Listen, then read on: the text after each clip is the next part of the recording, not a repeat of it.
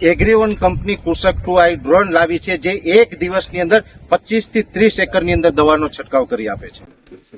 નમસ્કાર મિત્રો, ખાસ કરીને આજના વિડીયો આપણે બે મોડેલના આધારે હવામાનને સમજવાનો પ્રયત્ન કરવાનો છે. આવનારા દિવસમાં આપણે વરસાદનું શું સ્થિતિ રહેવાની છે તમામ માહિતી આપું એ પહેલા હું આપને એ પણ જણાવી દઉં કે હમણાં થોડા દિવસ પહેલા આપણે એક વિડીયો મૂકેલો હતો કે જેની અંદર આપણે ઈયળનું સચોટ નિયંત્રણ સાથે ફ્લાવરિંગ વધુ લગાડવું, વધુ સારું ઉત્પાદન લેવું એની જે માહિતી આપેલી હતી એ વિડીયો પણ આ વિડીયોના અંતમાં સાઈડમાં બતાવશે. દરેક મિત્રો આ વિડીયોના અંતમાં વિડીયો જોઈ લેવાનો છે. હવે ખાસ કરીને આજે જે માહિતી આપવાની છે, આમ તો ખેડૂતની ભાષામાં ખેડૂત વધારે પડતા વિંડી વાપરે છે.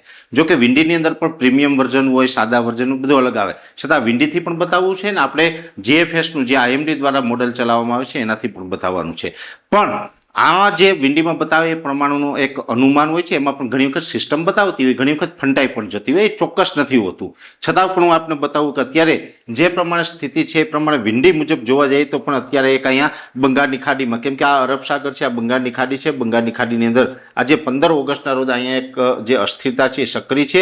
ધીમે ધીમે એ અસ્થિરતા આગળ ચાલશે, પણ 2-5 દિવસની અંદર આખે ગુજરાત ઉપર આવે એવું નથી થવાનું. આ તરફ ઉત્તર ભારત તરફ જઈ અને એ થોડી વિખાઈ જાય એવું લાગશે, કેમ કે આપણે અહીંથી સામાન્ય રીતે જોઈ લેશું એટલે ખ્યાલ આવી જશે કે આની શું સ્થિતિ રહેવાની. એ ઉત્તર ભારત તરફ જાય છે એટલે આપણે એમાં કોઈ બહુ સારી અપેક્ષા રાખવાની નથી. જોકે ઘણી વખત આમાં 1-2 દિવસ આગળ પાછળ પણ થતું હોય. અત્યારે આમાં બતાવી એના કરતાં 2-5 દિવસ વહેલું પણ થઈ જતું હોય, 2-5 દિવસ લેટ પણ થતું હોય, કેમ કે આ એક્યુરેટ હોતું નથી. એ પછી આ સિસ્ટમ એક અહીંયા જે આવીને મજબૂત થશે મધ્યપ્રદેશ ઉપર, કેમ કે આ ગુજરાત છે, આ મધ્યપ્રદેશ છે, મધ્યપ્રદેશનું ઇન્દોર છે.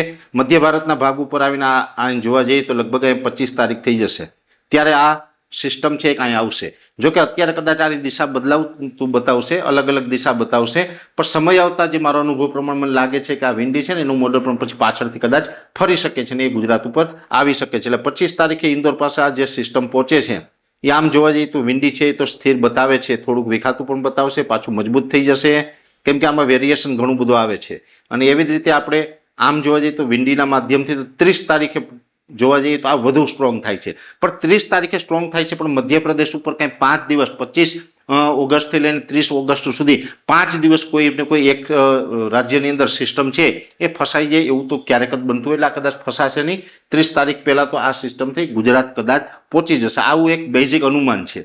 જો કે આના ઉપરથી આપણે આગાહી ન થઈ શકે, આ એક અનુમાન હોય છે. જે વારંવાર ખેડૂત ભાઈઓ અમને વિંડીનો ઉલ્લેખ કરતા હોય તો આજે વિંડી બતાવવાનો પ્રયત્ન કર્યો છે. પણ જીએફએસ મોડેલ જેમાં ખાસ કરીને આઈએમડી દ્વારા ચલાવવામાં આવે છે. હવે જે આ મોડેલ છે આપણે આના માધ્યમથી સમજો ને, આમાં ઘણું બધું એક્યુરેટ આવતું હોય છે. અમે જે કહેતા હતા અત્યારે જોવા જઈએ તો આપણે બંગાળની ખાડી પણ આમાં સક્રિય બતાવે છે. આ ભાગોમાં મધ્ય ભારત અને પૂર્વ ભારતના ભાગોમાં આ બધો વરસાદ બતાવે છે. અહીંયા ગુજરાતની અંદર પીળો કલર છે, ત્યાં છૂટાછવાયા ઝાપટાથી વિશેષ કશું જ નથી. આવતીકાલે 16 તારીખનું આ એક અનુમાન છે. 17-18માં કોઈ લાંબો બદલાવ નથી આવતો. મોન્સૂન ઓફશોર ટ્રફ છે એ ચોક્કસથી અરબ સાગરની સક્રિયતાને કારણે મોન્સૂન ઓફશોર ટ્રફ છે થોડોક પોઝિટિવ થતો જોવા મળે છે. પણ વરસાદ તો મોટા ભાગે મધ્ય ભારત અને જે ઉત્તર ભારતના ભાગો છે, પહાડી પ્રદેશો છે એ તરફ જ હશે. એટલે આપણે હમણાં બહુ આશા રાખવાની નથી.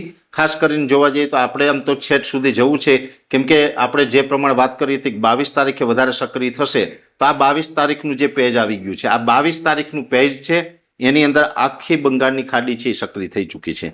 હવે આ બંગાળની ખાડી આ રીતે સક્રિય થઈ છે, જે પ્રમાણે જોવા જઈએ તો આ મોટી સિસ્ટમ છે 22 તારીખ બાદ ડેવલપ થઈને કદાચ પશ્ચિમ તરફ આગળ ચાલશે. એમાં એક અહીંયા પણ થોડુંક સર્ક્યુલેશન બતાવે છે.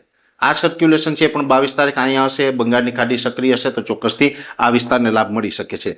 એમાં આગળ જતાં આમ જોવા જઈએ તો આ લગભગ 25 તારીખ સુધીનું છે. હવે એમાં પણ જોવા જઈએ તો આ 23 તારીખે બંગાળની ખાડી વધુ સક્રિય થઈ જાય છે. બંગાળની ખાડીના તમામ ભાગો છે એ સક્રિય થતા જોવા મળે છે 23 તારીખે. ઉત્તર ભારતમાં પણ સારી એવી વરસાદી ગતિવિધિ હશે. બંગાળની ખાડી છે 23 તારીખે વધુ સક્રિય થઈ જશે, જેને કારણે 26-27નું જે આપણે અનુમાન આપી રહ્યા છીએ એ મુજબ કદાચ થોડીક આપણે વધારે ચાન્સ રહી શકે. એમાં પણ જો આ 25 તારીખનું છેલ્લું, કેમ કે 10 દિવસનું જે જીએફએસ મોડેલ બતાવે છે એમાં 25 તારીખ સુધીનું છે, તો 25 તારીખ સુધી પણ બંગાળની ખાડી છે એ સક્રિય રહે છે. અને આ જે 25 તારીખ સુધી આ રીતે સક્રિયતા હોય તો ચોક્કસથી એટલું ગણી શકાય કે કદાચ બની શકે કે આપણું જે અનુમાન છે 26 અથવા તો 27 તારીખ આસપાસ ગુજરાતમાં વરસાદની શરૂઆત થઈ શકે અને 26 તારીખથી લઈ અને 6 સપ્ટેમ્બર સુધીમાં તો ગુજરાતના મોટા ભાગના વિસ્તારની અંદર એકંદરે ખૂબ સારા વરસાદનો લાભ મળી શકે છે. એટલે વિન્ડી અને જેએફએસ મોડલ જે આઈએમડી દ્વારા ચલાવવામાં આવે છે, બંનેના માધ્યમથી આપણે ઘણું બધું ચેક કર્યું. બંનેમાં અત્યારે આમ તો ઘણું બધું મળતું આવે છે અને ઘણું બધું પોઝિટિવ બતાવે છે. એટલે આપણે 26 તારીખ સુધી તો કોઈ મોટા વરસાદની અપેક્ષા નથી, પણ 26-27માંથી આપણે સારા વરસાદની અને ધીમે ધીમે શરૂઆત થાય એવી આપણે આશા રાખી શકાય. જરૂરી નથી કે 26 તારીખે ચાલુ થાય તો 26 તારીખે એક જ દિવસની અંદર બધા જ વારો આવી. ઘણી વખત એવું પણ બની શકે કે કદાચ અમુક વિસ્તારને 26-27માં લાભ મળે, અમુક વિસ્તારને 2-5 દિવસ મોડો લાભ મળે, પણ સિસ્ટમ આપણે ઉપરથી પસાર થાય ત્યારે ઓલ ઓવર ગુજરાતને લાભ મળે એવી શક્યતાઓ ચોક્કસથી દેખાઈ રહી છે. પશ્ચિમ સૌરાષ્ટ્રની ખાસ ખૂબ ચિંતા છે. પશ્ચિમ સૌરાષ્ટ્રમાં પણ ખાસ કરીને 26 ઓગસ્ટથી લઈને 6 સપ્ટેમ્બર વચ્ચે વરસાદનો વારો આવે એવી અત્યારે ચોક્કસથી અપેક્ષા આપણે રાખી શકાય છે. છતાં પણ આ મોડેલમાં જે કાંઈ વિશેષ ફેરફાર થતા હોય એની માહિતી અમે આપના સુધી પહોંચાડતા રહીશું. અત્યારે આ વિડીયોની અંદર એટલું જ. શરૂઆતમાં મેં આપને જણાવ્યું હતું, આ સાઈડમાં વિડીયો દેખાઈને ટચ કરીને જોશો એટલે ઈયળનું નિયંત્રણ, વધુ ફ્લાવરિંગ લગાડવું, સારું ઉત્પાદન લેવા વિશેની સંપૂર્ણ માહિતી મળી જશે. દરેક મિત્રો વિડીયોને લાઈક આપીને દરેક ગ્રુપમાં શેર કરવો. યુટ્યુબ ઉપર જોઈ રહ્યા હોય તો ચેનલને સબસ્ક્રાઇબ કરજો, સાથે ફેસબુક તથા ઇન્સ્ટાગ્રામ આઈડીને ફોલો કરજો. નમસ્કાર.